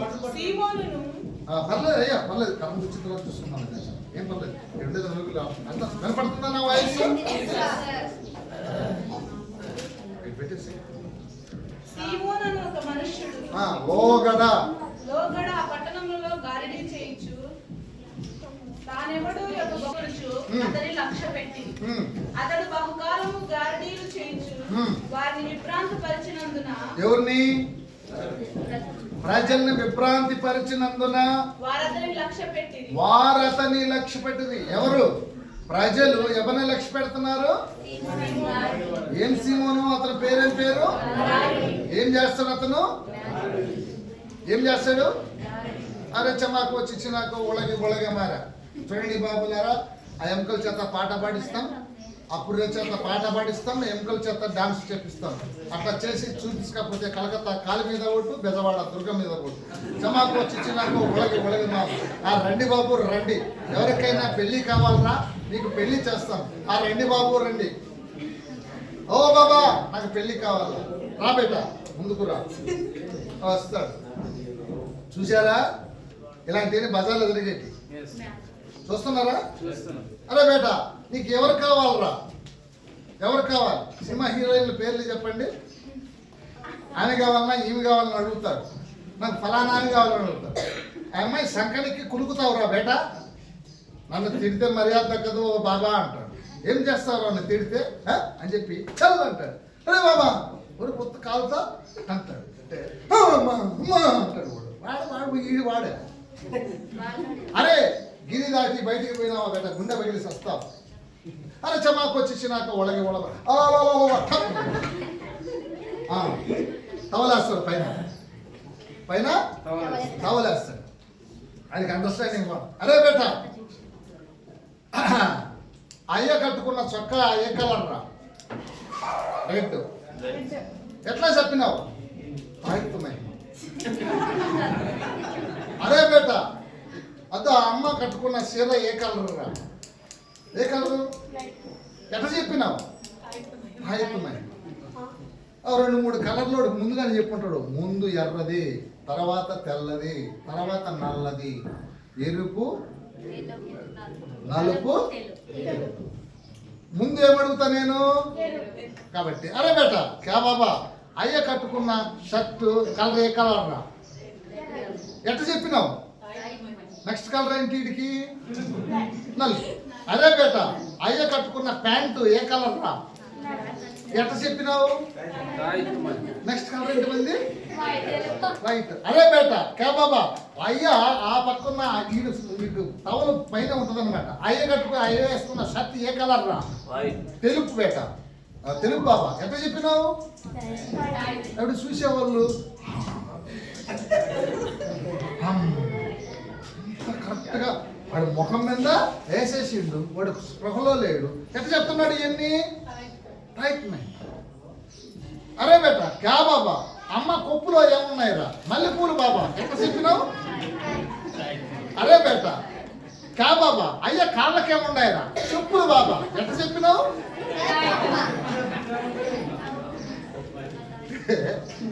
మనుషులను మోసం చేసే భయంకరమైనటువంటి ట్రిక్స్ విద్య. ఈ విద్య చేసేటోడు ఎవరు? మన సహోదరుడు గారడి. అమ్మ మహాశక్తి ఈయనే కదా. ఈయనకంటే గొప్ప శక్తిమంతుడు, దైవభక్తుడు, దైవజనుడు ఇంకొక ఆయన ఉన్నాడా? లేడు. కాబట్టి ఇదే గొప్ప దైవజనుడని నమ్ముతున్నారు. ఎవరిని? అట్లాంటి గారడి సీమోళ్ళు మన పట్టణంలో ఎంతమంది ఉన్నారో మీకు తెలుసు, నాకు తెలియదు. వాళ్ళు గుర్తు రావాలి. ఆ మహానుభావుడు గారడి చేసేవాడు. ఇప్పుడు ఫిలిప్పు దేవుని రాజ్య సువార్త ప్రకటన చేయడం మొదలుపెట్టాడు. అందరూ వచ్చి ఫిలిప్పు దగ్గర బాప్తిస్మాలు తీసుకొని క్లాసులకు వచ్చి క్రమశిక్షణతో మెలగడం స్టార్ట్. మెల్లిమెల్లిగా ఫిలిప్పు దగ్గర శిష్యరేఖం చాలా ఎక్కువ మంది వస్తున్నారు. ఆ గహాని సింహం దగ్గరికి ఎవడు రావడం లేదు. వాడు చేసిన మోసం అన్ని కొన్ని రోజులకి తెలిసిపోయింది. ఇప్పుడు ఆ గారడి సింహం గడు ఏం చేసినాడు? అసలు ఏం జరుగుతుందో చూద్దామని చెప్పి ఫిలిప్ కాడికి వచ్చినాడు. వచ్చి ఫిలిప్ ఏం చెప్తున్నాడో విన్నాడు. దేవుని రాజ్యం అంటే ఏంటో తెలిసిపోయింది, నిత్య జీవం అంటే ఏంటో తెలిసిపోయింది, చచ్చిపోయినా తిరిగి బ్రతికించేటటువంటి ప్రాసెస్ ఏంటో. ఈ గారడి చేసి ఎన్ని రోజులు నా పొట్ట ముడుచుకుంటాను, ఇదేదో చాలా బాగుంది కదా, ఏడు జాయిన్ అయిపోదామని చెప్పి ఫిలిప్ దగ్గర జాయిన్ అయిపోయినాడు. ఎవరు? గారడి. బాప్తిస్మం కూడా తీసుకున్నాడు. ఎవరి దగ్గర? బాప్తిస్మం. ఇప్పుడు ట్రైనింగ్ క్లాసులు కంప్లీట్ అయిపోయినాయి. ఏం క్లాసులు కంప్లీట్ అయిపోయినాయి? మొత్తం క్లాసులన్నీ కంప్లీట్ అయిపోయిన తర్వాత లాస్ట్లో మీ కాలేజీలో సర్టిఫికేట్ ఇస్తారు, పిలిచి గ్రాడ్యుయేషన్ సర్టిఫికేట్. అంటే మీకు చెప్పాల్సిన లెసన్స్ ఏమీ లేవు కాబట్టి లాస్ట్లో ఏం సర్టిఫికేట్ ఇస్తారు? గ్రాడ్యుయేషన్ సర్టిఫికేట్ ఇస్తారు. నువ్వు ఫలానా దాంట్లో పాస్ అయినావు. అలాగ పాస్ అయ్యి ఇప్పుడు సర్టిఫికేట్. ఆ కాలంలో చేతు నుంచి ప్రార్థన చేయడమే. నీ క్లాసులన్నీ అయిపోయినాయి, అయిపోయిన వాళ్ళందరూ రండ్రా అని అనగానే వచ్చి మోకరిస్తారు. మోకరించిన వాళ్ళ మీద యెరూషలేము నుంచి ఎవరు వచ్చారు? పేతురు, యోహానులు వచ్చారు. వచ్చి వాళ్ళ మీద చేతుల నుంచి ప్రార్థన చేయడం మొదలుపెట్టాక అప్పుడు దాకా నేర్చుకునేటోడు బోధిస్తాడా? క్లాసులు నేర్చుకుంటుండగా నేర్చుకునే స్టేజ్లో ఉండగా ఎవడన్నా ప్రసంగాలు చేస్తాడా? కనుక ఈ గారడి సింహంలో సగం క్లాసులు నేర్చుకున్నాడు పాపం. ఇంకా సగం క్లాసులు ఇంకా అలాగున్నాయి. జనాలందరూ నేర్చుకునే స్టేజ్లో ఎవడు మాట్లాడడు, ఎవడు ప్రసంగాలు చేయడు, ఎవడు పోయి ఫిలిప్ లాగా ప్రసంగాలు చేసి రండి అని చెప్పి చెప్పడు సువార్తకి. వాళ్ళు నేర్చుకుంటున్నారు. ఎవరి దగ్గర? ఫిలిప్ దగ్గర. ఆశీర్వదించడానికి, హెచ్చరికలు తెలియజేయడానికి, బ్లెస్ చేయడానికి ఎక్కడి నుంచి వస్తున్నారు? యెరూషలేము నుంచి. ఎవరు వచ్చారు? పేతురు, యోహాను, యాకోబు వచ్చి ప్రార్థన చేస్తున్నారు. ప్రార్థన చేస్తుంటే ప్రార్థన చేసిన తర్వాత, అంటే సర్టిఫికేట్ ఇచ్చిన తర్వాత, క్వాలిఫై అయిపోయిన తర్వాత వీళ్ళందరూ వెళ్ళి బాప్తిజం మళ్ళా ప్రకటన సువార్త ప్రకటనకి వీళ్ళందరూ వెళ్ళి చెప్పడం స్టార్ట్ చేసినారు. ఇప్పటిదాకా నోరు మూసుకొని గమ్ముకున్న వీళ్ళు ఇప్పుడు ఫిలిప్ గారు లాగానే ప్రసంగం చేయడం మొదలుపెట్టారు. ఎంతమంది? ఈ ట్రైనింగ్ క్లాసులు కంప్లీట్ అయిన వాళ్ళందరూ ఆగుతూ ఉంటే జనాలందరూ కూడా వాళ్ళ దగ్గర కూడా వస్తున్నారు. ఇది ఫిలిప్కి, గారడి సీమోనికి చాలా ఆశ్చర్యం. ఇప్పుడు మనవాడికి ఇంకా క్లాసులు ఉన్నాయి, నేర్చుకోవాలా, ఇంకా కంప్లీట్ కావాలా, ఇన్కంప్లీట్. అర్థమైందా? ఇంకా కంప్లీట్. చేతుల నుంచి ప్రార్థన చేసే బ్యాచ్ లో ఫిలిప్ని కూర్చోబెట్టలా. ఎవరు? గారడి సీమోని కూర్చోబెట్టలా. ఎవరు? ఫిలిప్. చూస్తున్నాడు అంతే. వాళ్ళు వచ్చి ప్రార్థన చేస్తానే వీళ్ళు అక్కడి నుంచి బయలుదేరి నెక్స్ట్ డే నుంచి అందరు గాస్పల్ చేయడం మొదలుపెట్టారు, ప్రసంగాలు చేయడం మొదలుపెట్టారు. ఇది గారడి సీమోని చూసి ఏదో చాలా బాగున్నట్టుంది, ఇది ఎట్టొచ్చింది? మొన్నటిదాకా మూగిద్దల్లాగా ఉన్నటువంటి వీళ్ళు వాళ్ళు వచ్చి చేతులు ఉంచుతానే వీళ్ళు మాట్లాడడం, ఇది చాలా బాగుంది, ఇది ఎట్టొచ్చి ఉండొచ్చు అని అంటే వాళ్ళు చేతులు ఉంచుతానే చేతుల్లో నుంచి పవర్ వెళ్ళిపోయింది. ఎక్కడికి? చేతుల్లో నుంచి ఏమి వెళ్ళిపోయింటుంది? పవర్ వెళ్ళిపోయి మాట్లాడడం మొదలు పెట్టినారు. ఆ చేతుల్లో నుంచి క్లాసులన్నీ ట్రాన్స్ఫర్ అయ్యి వైఫై. ఇప్పుడు చెప్పండి, ఇప్పుడు నా దగ్గర ఉండేటివన్నీ మీరు విని చూసి నేర్చుకుంటే వస్తాయా, లేకపోతే వైఫై వచ్చినట్టు వస్తాయా? కానీ వాడేమనుకున్నాడు, చేతులు ఇస్తే వైఫై లాగా వచ్చేసినాయి. అట్లా వైఫై లాగా నేను ఎవడు చేయి మీద పెడితే, ఎవడు తల మీద పెడితే వైఫై లాగా వెళ్ళిపోవాలి. నా డబ్బులన్నీ తీసేసుకొని ఇప్పుడే నా ముందు చేయి పెట్టి నేను క్లాసులకు రాను, ఈ డబ్బులు తీసేసుకొని నేను కూడా అట్ట చేతులు ఉంచితే నా చేతుల్లో నుంచి వైఫై అందరికి పోవాలి. ఇది అర్జెంట్గా కావాలన్నమాట. వెంటనే పేతురు యోహానులకు ఏమర్థమైపోయింది?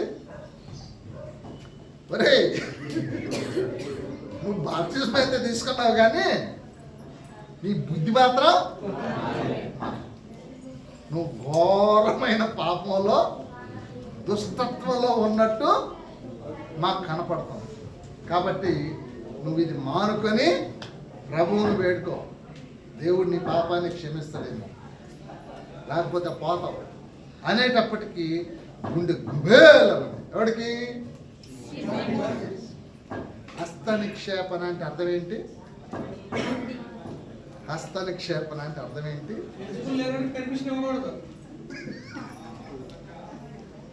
హస్త నిక్షేపణ అంటే అర్థం ఏంటి?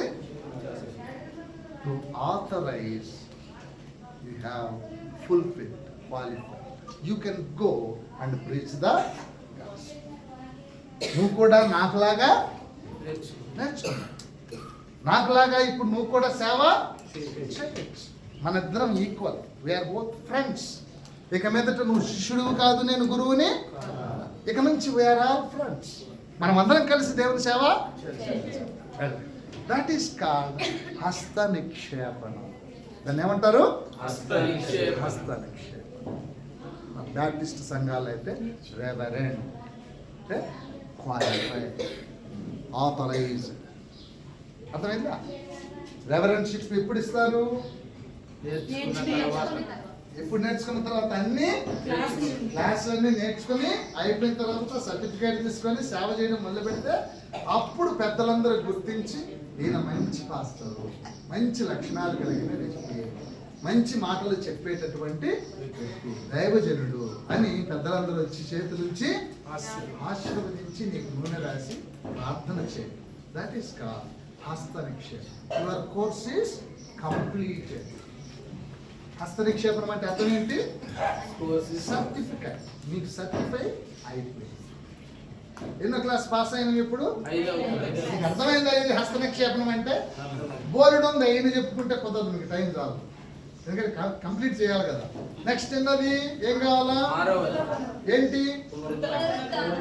మృతుల పునరుత్థానం. మృతుల అంటే ఏంటి చెప్పండి? మృతుల పునరుద్ధానం అంటే చనిపోయిన వారిని బ్రతికించుట. చనిపోయిన వారిని బ్రతికించుట. చనిపోయిన వారిని బ్రతికించడానికి చనిపోయిన వారు బ్రతుకుతారు అని నమ్మడం ముఖ్యం. చనిపోయిన వారు బ్రతుకుతారు అని నమ్మడం చాలా ముఖ్యం. చూడు, ఉపాధి గారు ఈ చిన్నోడు కాదు, ఇది కరెక్ట్గా ఈ టైంకి లాగేసుకున్నాడు.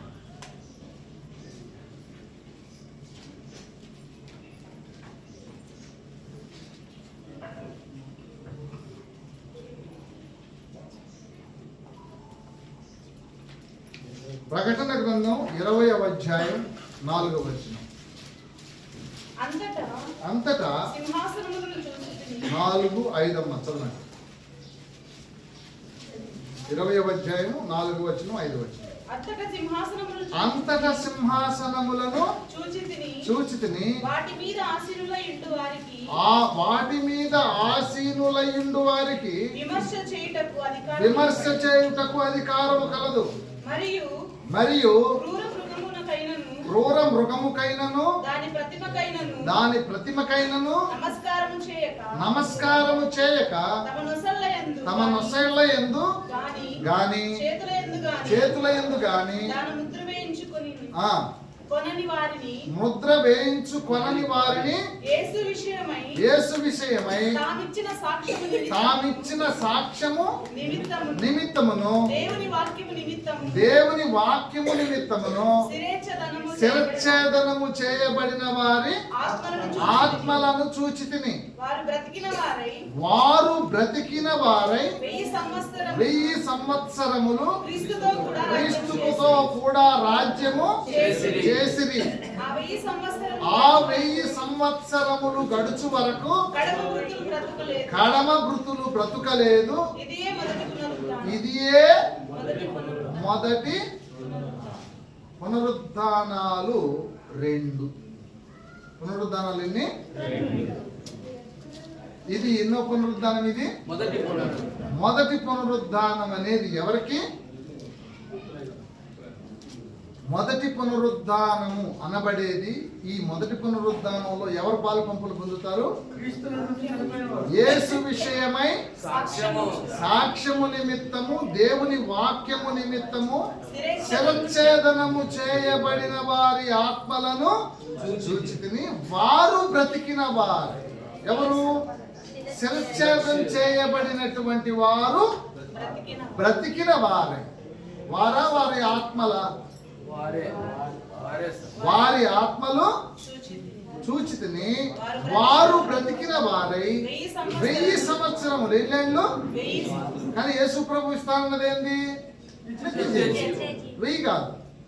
కానీ వీళ్ళు ఎన్ని సంవత్సరాలు? 1000 సంవత్సరములు క్రీస్తుతో కూడా రాజ్యము చేసిరి.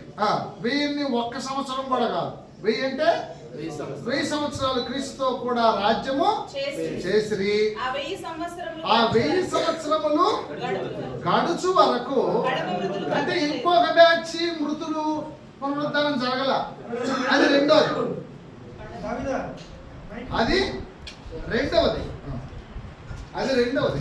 ఇంకొక పునరుద్ధానం ఉంది, అది రెండోది. మొదటి పునరుద్ధానంలో పాలు పంపులు పొందేవారు ఎవరు? క్రీస్తు నిమిత్తం సాక్ష్యం ఇచ్చి శిరచ్ఛేదం చేయబడిన వారి హతసాక్షులు మాత్రమే బ్రతికి ఎన్నేళ్ళు? 1000 సంవత్సరాలు యేసుక్రీస్తుతో వారు పరిచర్య చేస్తారు. అది మొదటి పునరుద్ధానంలో లిమిటేషన్ ఉంది. ఎంత? 1000 సంవత్సరాలు. వారి యొక్క క్వాలిఫికేషన్ ఉంది. ఎవరిని?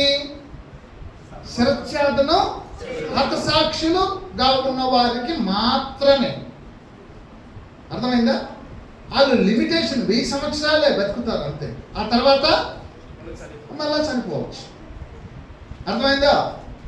పునరుద్ధానాలన్నీ అంత మట్టుకు కడమ మృతులు బ్రతకలేదు. ఇంకా అంటే ఇంకొక బ్యాచ్ ఉంది, వాళ్ళు బతకలా. ఇంకా వాళ్ళకి పునరుద్ధానం కాల. ఎవరు బ్రతికారు మొదట్లో? ఎందుకు? దేవుని కోసం రోషం కలిగి సావడానికైనా. అలాంటి వారు బతికితే వారి ద్వారా పరిచర్య. నీలాంటి వాళ్ళు నాలాంటి వాళ్ళు బతికితే ప్రయోజనం. మంది ఇంకొకటి ఉంది, ఇంకొక బ్యాచ్లో సెకండ్ లిస్ట్లో వస్తాయి మన పేరు. కానీ ఫస్ట్ లిస్ట్లో ఎవరు వచ్చారు? హతసాక్షి. వాళ్ళు ఎన్నేళ్ళు? ఆ తర్వాత మేబీ వాళ్ళు కూడా చంపేయచ్చు, మళ్ళీ వాళ్ళు కూడా చచ్చిపోయే ఛాన్స్ ఉంది. అయితే దెర్ ఈజ్ అనదర్ రిజరక్షన్. పునరుద్ధానాలు ఎన్ని? 2 పునరుద్ధానాలు, 2 పునరుద్ధానాలు. అందులో ఒకటి ఒక టైంలో జరుగుతుంది, మరొక పునరుద్ధానం మరొక సమయంలో, ఒకటి ఒక కాలమానంలో జరుగుతుంది, మరొకటి మరొక కాలమానంలో. అర్థమైందా ఇది? మలాకి గ్రంథం 4వ అధ్యాయం 5వ వచనం.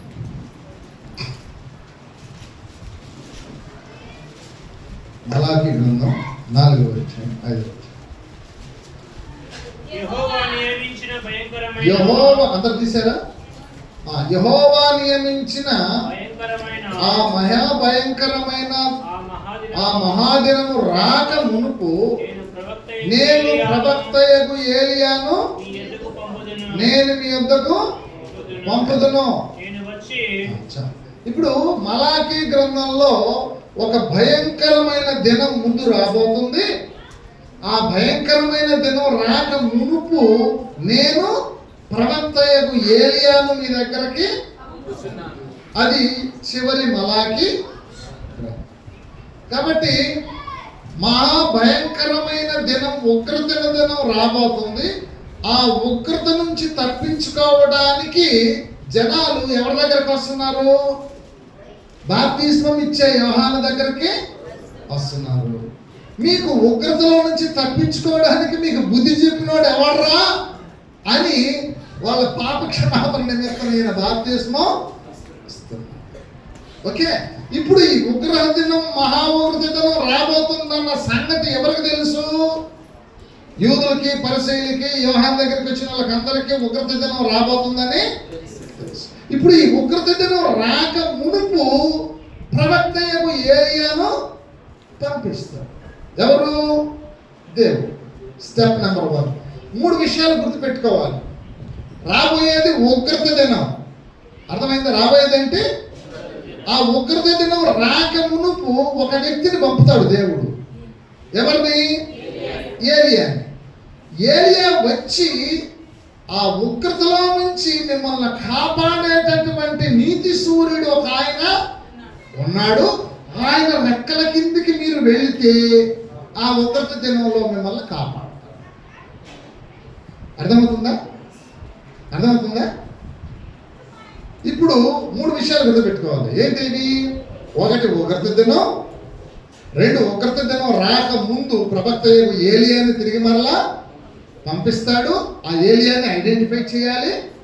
ఆ తర్వాత నీతి సూర్యుడు ఒక ఆయన ఉన్నాడు, ఆయన మెస్సియా. ఆ మెస్సియా రెక్కల కిందికి ఎవడైతే వెళతాడో ఆ ఉగ్రత దినాన కాపాడబడతాడు. కాన్సెప్ట్ ఇది. అర్థమవుతుందా? ఇప్పుడు మెస్సియాను నేనే క్రీస్తునని చెప్పుకుంటున్నాడు. ఎవరు? యేసుక్రీస్తు. ఆయన క్రీస్తు కాడా అని చెప్పి కొండల బాగా పెట్టి ఊర్లోకి వెళ్ళి చెప్పిందా, నీతో మాట్లాడుతున్నవాడు నేనే అని చెప్పేశాడు డైరెక్ట్. ఎవరికి చెప్పాడు? తన దగ్గరికి వచ్చిన తన శిష్యులకే కాక అందరికి చెప్పడం మొదలు పెట్టాడు. కనుక శిష్యుల్లో డౌట్ వచ్చింది, ప్రభు నువ్వు మెస్సియా అని చెప్తున్నావు, బాగానే ఉంది, కానీ అలా బ్యాచ్ ఉందే, ఒక బ్యాచ్. ఎవరు? పరిసయ్యుల యూదులు. ఈయన మెస్సియా అయితే ఆ ఉగ్రత దినం రాకముందు మెస్సియా కంటే ముందు ఎవరు రావాలని మలాకి గ్రంథంలో రాయించింది? ఏలియా. ఎవడు? అడగండిరా, మీ గురువు కాడికి పోయి ఆ ఏలియా ఎవరో అడగండి. చెప్తే సరిపోద్దా? తేల్చాలి కదా, అడగండి అనేటప్పటికీ అప్పుడు వీళ్ళు ఈ శిష్యులందరూ అంటే యేసు ప్రభు దగ్గరికి వచ్చినట్టు వచ్చి, ప్రభువా కొంతమంది ఇట్లా అనుకుంటున్నారు నాయన, తప్పుగా మేము అడగడం లేదు, ఈ క్వశ్చన్ ఎవరిది? ఆ బ్యాచ్. కాబట్టి ఈ క్వశ్చన్కి ఆన్సర్ చెప్పండి ప్రభువా అని చెప్పి అడిగారు. ఏంటది? ఏలియా రావాలని అనుకుంటున్నారు. ఆ ఏలియా ఎవరో మత్తయి సువార్త 9వ అధ్యాయం 10వ వచనం నుంచి చదవండి. మార్కు సువార్త 9వ అధ్యాయం 10 నుంచి.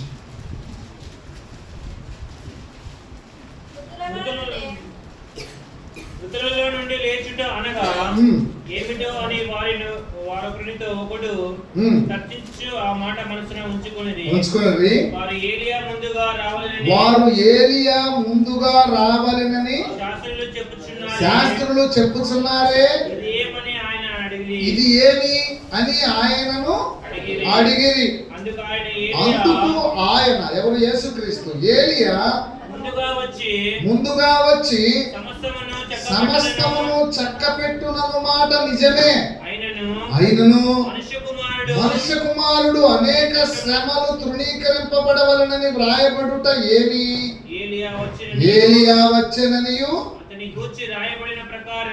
గూర్చి వ్రాయబడిన ప్రకారము వారు తమకిష్టం వచ్చిన ప్రకారము అతని ఎడల చేయననియు చేసిరనియు నీతో చెప్పుచున్నానని వారితో అనెను.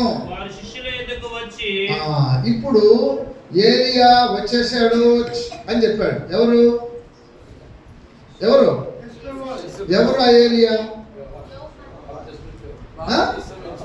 ఇప్పుడు ఆ ఆన్సర్ దొరికిందా? ఇప్పుడు ఆ యోహాను ఎవరని చెప్తున్నాడు? యేసుక్రీస్తు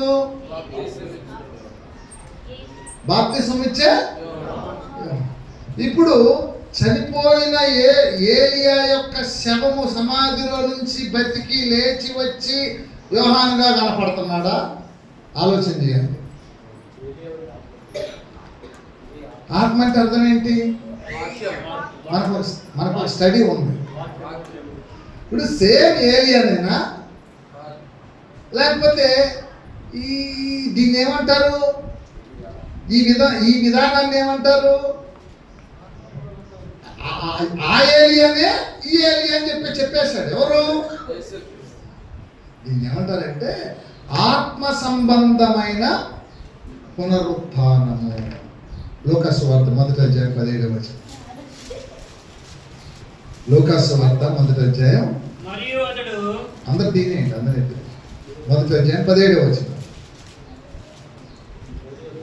మరియు అతడు తండ్రుల హృదయములను పిల్లల తట్టుకును అవిధేయులను నీతిమంతుల జ్ఞానమును అనుసరించుటకును త్రిప్పి ప్రభువు కొరకు ఆయత్తపడి ఉన్న ప్రజలను సిద్ధపరచుటకై ఏలియా యొక్క ఆత్మయు శక్తియు గలవాడై ఆయనకు ముందుగా వెళ్ళును గనుక నీకు సంతోషమును మహదానందమును కలుగును.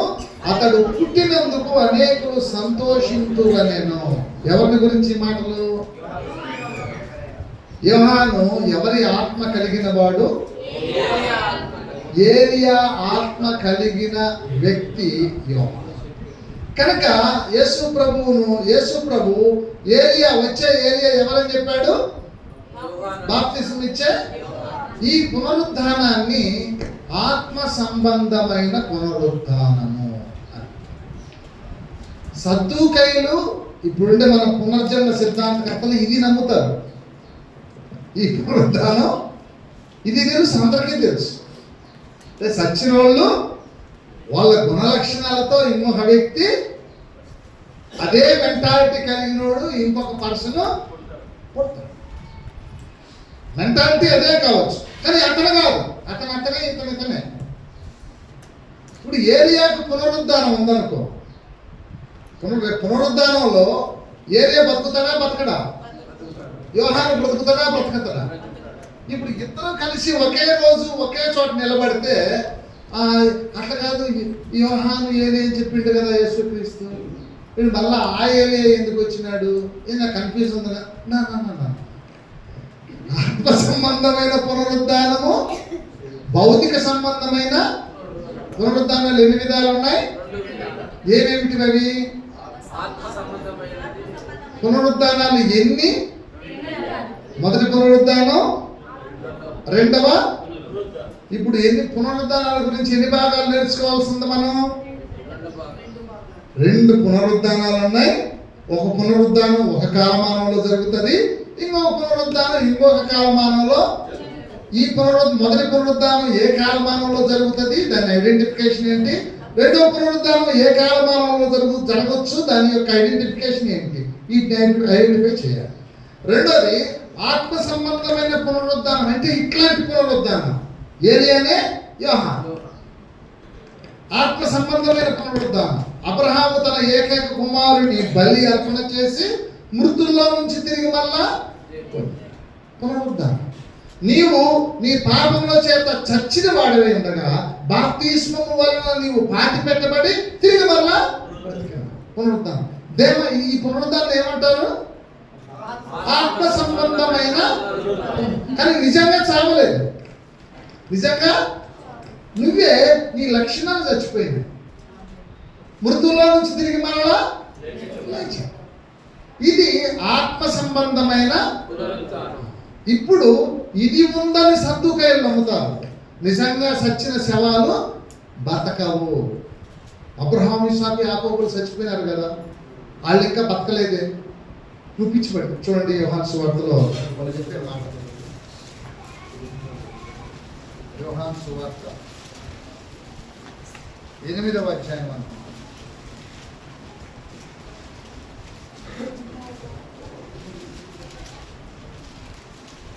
యోహాను సువార్త 8వ అధ్యాయం 51వ వచనం నుంచి చదవండి.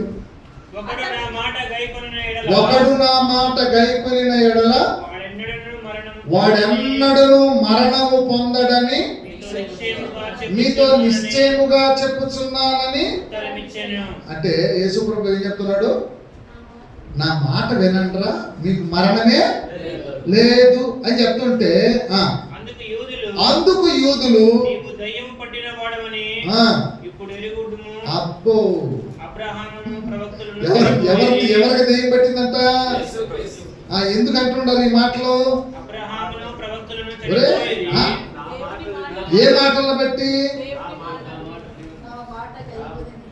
నా మాట విన్నవాడికి సావు లేదంట్రా, మీరు సావరు, నా మాటలు వినండ్రా అని యేసయ్య చెప్పడం మొదలు పెడితే అన్న ఆ మాటలకి వీళ్ళకి రోషం వచ్చేసింది, కోపం వచ్చేసింది. ఎవరికి?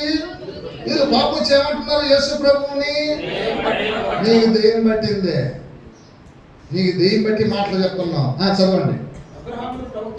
అబ్రహాము ప్రవక్తలను చచ్చిపోయింది, అయినను ఒకడు నా మాట గైకొనిన ఎడల వాడెన్నడను మరణము పొందడని చెప్పుచున్నావు.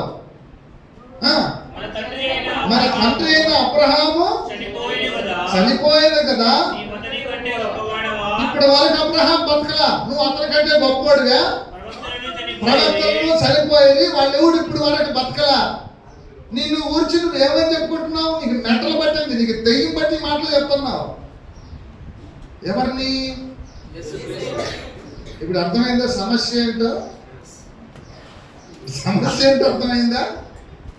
అంటే చచ్చిపోయిన వాళ్ళు బతకరు, ఇంకా చచ్చిపోయిన వాళ్ళు ఇంక మీదట పునరుద్ధానం ఉందని నమ్ముతాం. ఏ పునరుద్ధానం అది? అది ఏరియా వచ్చారు, అది మనకు తెలుసు, మనకు తెలియదు దాని గురించి. ఈ పునరుద్ధానం ఉంది, కానీ నిజంగా చచ్చినోడు ఇంక మీదట బతకడు. ఒరే నా మాట ఎలాంటరా, బతుకుతాడంటరా, బతకడా, నీకు దెయ్యం పట్టింది. అర్థమైందా? ప్రార్థన చేద్దాం, తలలోంచండి, ప్రార్థన చేయండి. నాకు టైం అయిపోయిందంట, మీ పాస్టర్ గారు మళ్ళా మీకు